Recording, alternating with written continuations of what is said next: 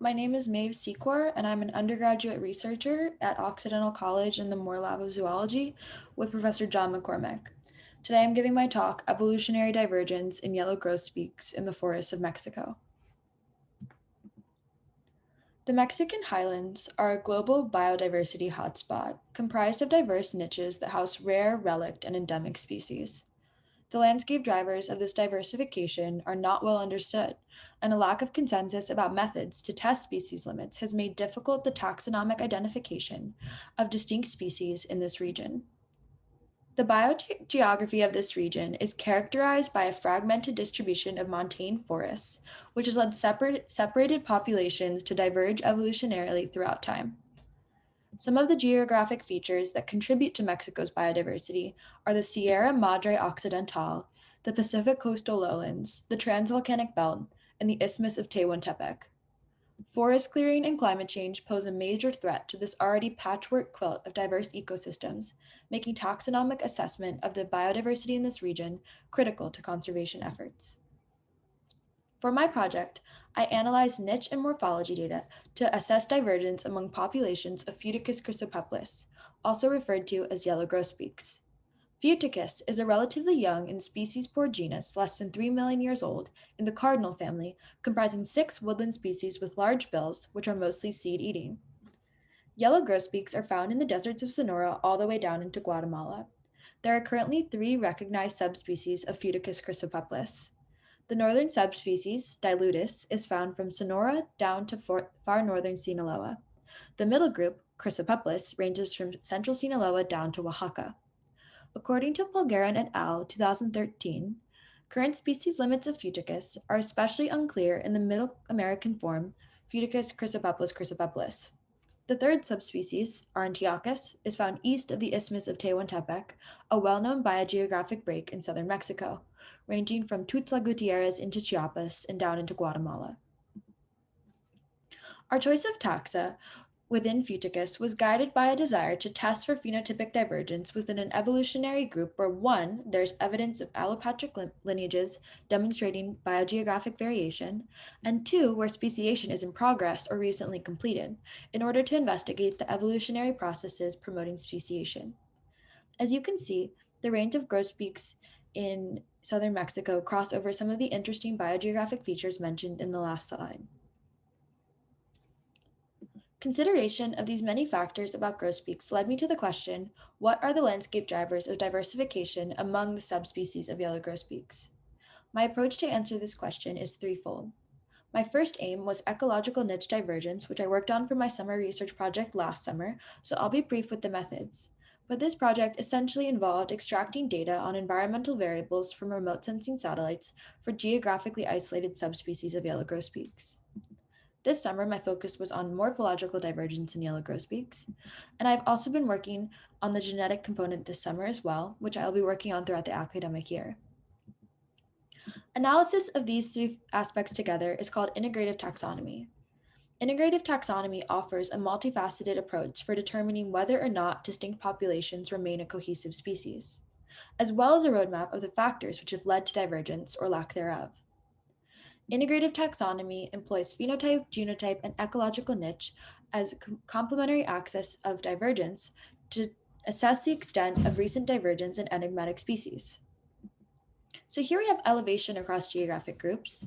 And as you can see, Futicus chrysopeplis arantiochus, the subspecies east of the Isthmus of Tehuantepec, occupies a niche at substantially higher elevation than the 2 other subspecies, approximately 2,000 meters difference.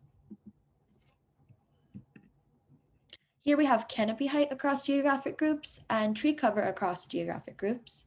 And again, Futicus chrysopeplis arantiochus occupies a niche with substantially lower lower canopy height and tree cover than Futicus chrysopeplis chrysopeplis.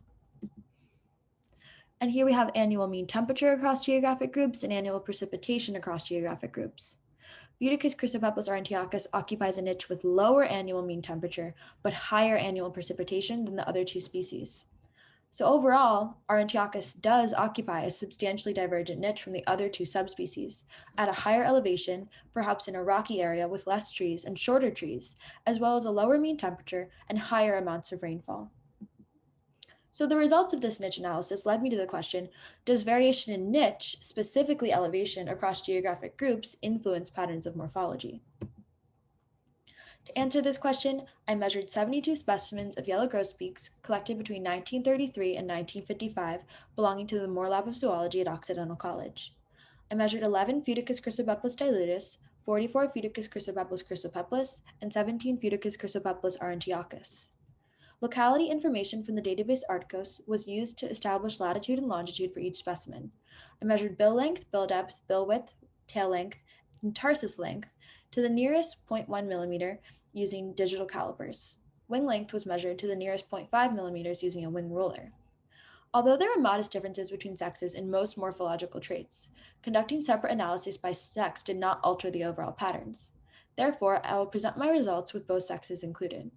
Univariate analysis in the form of single variable box plots across groups were constructed. We then conducted tests on individual traits using an ANOVA and Tukey test for comparison of means to determine whether single variable differences across groups were significant. So here I have some of those univariate differences across geographic groups. Here we have bill length, bill depth, bill width, tail length, and tarsus length. And as you can see, there were not really any significant differences for these traits across geographic groups. But just because there were no significant differences does not mean that this is not an important finding. In other studies, such as a previous Moore Lab study on unicolor jays, they did find a very distinct differences in subspecies across the same region. But I did find that one trait was different, and here we have wing length across geographic groups. So wing length is significantly higher in Futicus chrysopeplis aurantiacus compared to the other two subspecies, and it seems to potentially mirror the differences in elevation, as aurantiacus was also at a higher elevation. So my conclusions from my phenotypic analysis are that Grosbeaks' morphological divergence in wing length could possibly be related to elevation, and that natural selection could be playing some role. Prior research on the role of climate factors and geographic variation has found a positive correlation between wing length and altitude in passerine birds. And so this is really interesting and worth exploring exactly why Aurantiacus has a longer wing. Sun et al. 2017 argues that a positive correlation between wing length and altitude is reflective of adaptations to reduce energy consumption, as well as to ensure an adequate oxygen supply. Overall, though, their morphology was not radically different across subspecies. So we think that perhaps plumage color could be where the differences are, as you can see between Chrysopeplis and Aurantiacus, which are separated by the isthmus. They are quite different in their plumage color. So this might be the result of sexual and or natural selection. And this recent phylogeny of grosbeak lineages created by Ben Scott at San Diego State University, who will actually be presenting this phylogeny at a poster session on Wednesday evening. This phylogeny created by Ben confirms the difference in Futicus chrysopeplis aurantiacus. So the twist is that Aurantiacus is quite different, and it's probably a totally different species that's not particularly closely related to the other species of Futicus chrysopeplis. If you follow these two chrysopeplis branches back, you'll see that they are not each other's closest relative, and that Aurantiacus is actually more closely joined with the other grosbeaks from South America. So as far as my next steps go, I'm going to continue a phenotypic sampling of specimens from the western part of Futicus chrysopeplis, namely in Morelos, Guerrero, and Oaxaca. I'm also going to continue with the genetic sampling of the historic specimens and modern tissues. So far, I've cut 11 toe pads from Moore Lab specimens, and I'll begin extractions on those very soon. And I've extracted DNA from 2 modern tissues so far. I also think that plumage evolution is going to be really interesting to look at in these yellow grosbeaks, so I'm going to be collecting data using a spectrophotometer. And overall, for grad school, I would love to expand this study to look at the genomics alongside the niche and morphological and plumage evolution of the whole genus. I'd like to thank Dr. John McCormick, my mentor, Dr. Ryan Terrell, Nikki Enright, and Whitney Tsai.